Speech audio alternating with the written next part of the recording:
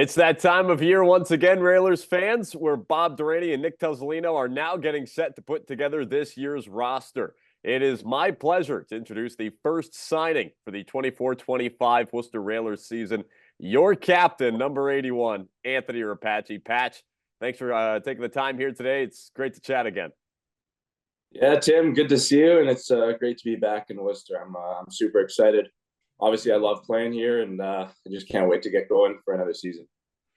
So, Pat, it's going to be your fourth year in Worcester. You're one of the longest tenured Railers in franchise history. You've also scored the most goals in franchise history. You've had quite an extensive career here. You've seen, at this point, half of this franchise's existence. Just talk about your experience with the organization and what made you want to come back. Yeah, it was an easy decision for me to want to come back. Basically, once we lost out in that last game of the season, I knew right then and there I needed to be back. I needed to make it right. Coming in with a chip on my shoulder this season, and I think the organization, we all feel that way. We owe it to the fans, we owe it to the city to bring our winning team to Worcester. And, I take a lot of responsibility on missing playoffs the past few years. Like you said, I've been on the team for 3 years, and we've fallen short 3 straight years. So I want to be a part of the solution and be a part of bringing a winning team here in Worcester. The fans, they deserve so much more, and the city's been nothing but great to me. So, like I said, just super excited to be back. Love being in Worcester. I've basically built the base there now, and I just can't wait to get going. There's a couple different things I want to hit on from this past season for you. First off, you wore the C for the first time here for the Railers this past season. Just talk about what that meant for you, and as your season went along, some of the things that you learned in your first year as a captain. Obviously, it's very special. Anytime you get to wear a letter on any team, there, it's quite the honor. And the captains that I played for before me, Bobby Butler, Jordan Smotherman as well. I learned a lot from those guys, but at the same time, I still wanted to be the same guy, the guy that made me a captain. And that's just being myself and showing guys the commitment level and what it takes day in, day out, and basically how to be a pro. And I take pride in that. And it's not always about talking or saying the things. It's about going out there and showing, right? And that's the one thing I try and do and give it every day, going to the rink, every practice, every game. And I try and lead on the ice. One of the other big moments for you this past season, you became the franchise leader in goals scored when you passed Barry Almeida for the franchise mark. Obviously, it was already such a special night. It was a packed building for Ice Cats night, over 7,000 strong. Just talk about that night. Talk about what that moment meant for you this past year. It was super special. It's a night that I'll never forget. And fortunately for myself, I was actually able to get that jersey back. So it's a real honor to have that. And yeah, just what a night it was. It was, I think there's 3 or 4 games before that where I was able to pass Barry Almeida for the goal scoring record and just wasn't able to do it. And had a couple chances, Ice Cats night, and it was a packed barn, and it was just so special. And to do it at home in front of our crowd, it meant a lot to me. Railers are actually going to be having another Ice Cats night this year, as recently announced as part of the team's starting 5 of promotional games. So exciting to have another big night coming up at the DCU Center this year. A lot of big nights coming up. As we talk about the building and the fans, obviously there's a lot of expectations that fans have. This is a city that's been looking for playoff hockey for a long time. And of course, with the departure of former head coach, general manager Jordan LaValle-Smotherman, the teams looked in a new direction here, and they've actually taken a new approach. They've divided the roles of head coach and general manager between head coach, now Bob Durrani, and Nick Tuzolino, who's the franchise's first ever GM and associate head coach. We'll talk about the split there in a second. But first off, regarding head coach, Bob Durrani, he's a guy who's been around the organization for a number of years here. Just talk about what it means to see a guy like him be able to get to the head coaching position here at the team.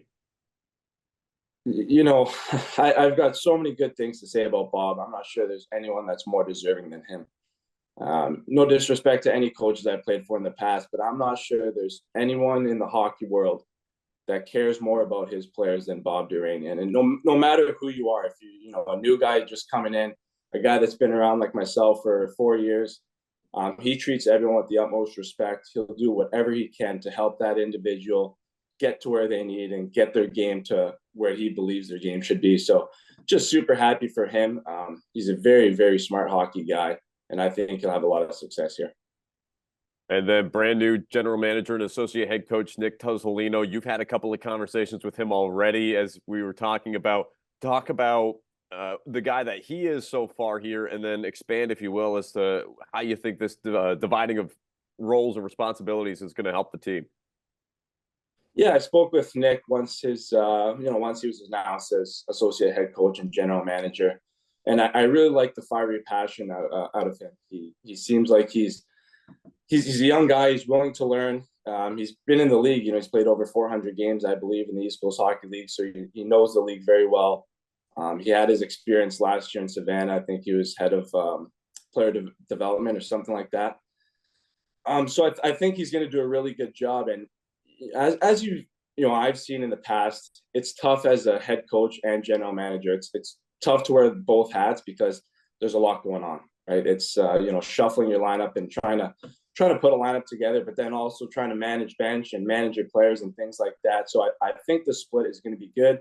It's going to be very beneficial for us, and I'm just super excited to see how the two of them work together because they're going to bounce ideas off each other.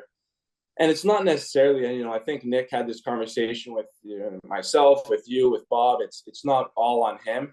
He's going to ultimately make calls on players and sign guys. That's his role, but he's going to have those conversations with Durain and make sure that these are guys that they want to bring in and guys that they seem that'll fit our group. Talk about a leadership core. What it really takes to build a good leadership group within an organization. I think it comes down to guys that want to be there. Guys, it's I understand it's the East Coast Hockey League, and this is a stepping stone for many young guys to move up.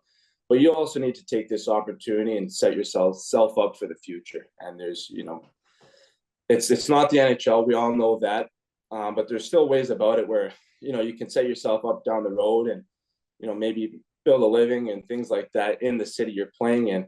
And I think the biggest thing is having guys come in that really want to be there and want to be a part of what they're trying to bring into Worcester. And I think that's where Nick and Bob, they vision this team. And I think the core that we're bringing back, from my understanding, having the conversation with our coaching staff, the guys that we're bringing back are the guys that want to be here, the guys that are willing to put in the work day in and day out.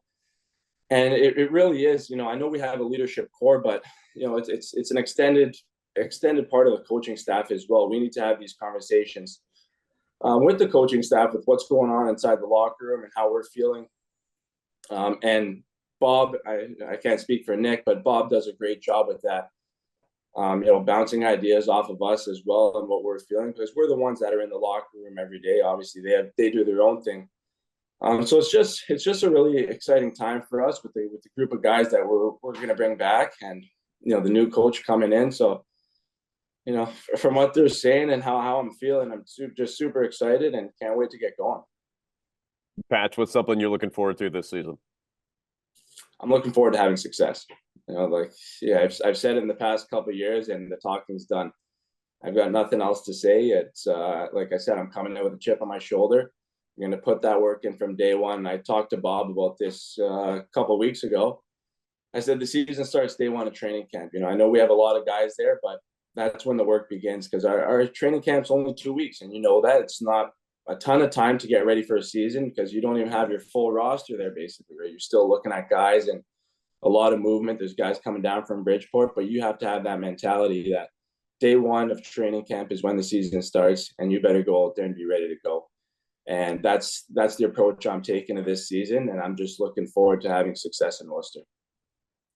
I think you've already given the fans plenty of messages here, but any final words for Railers fans who are getting ready for October 19th?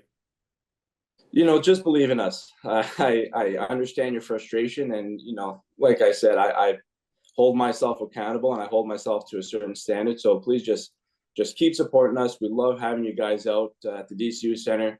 We can't thank you enough for coming, traveling, being on the road with us. But let's see how this summer plays out. But believe in us, believe in Bob and what Nick are trying to do with this team, and we owe it to you guys. And I promise we will have a winning team in Worcester.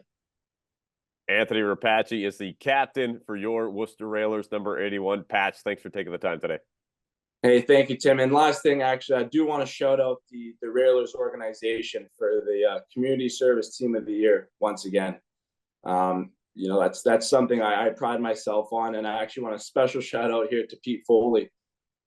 He's done a tremendous job with coming in here and getting out in the community, and him and his staff as well. There's probably too many guys here to mention, but they got that recognition that they deserved, and I'm super proud of them. And let's do it again next year.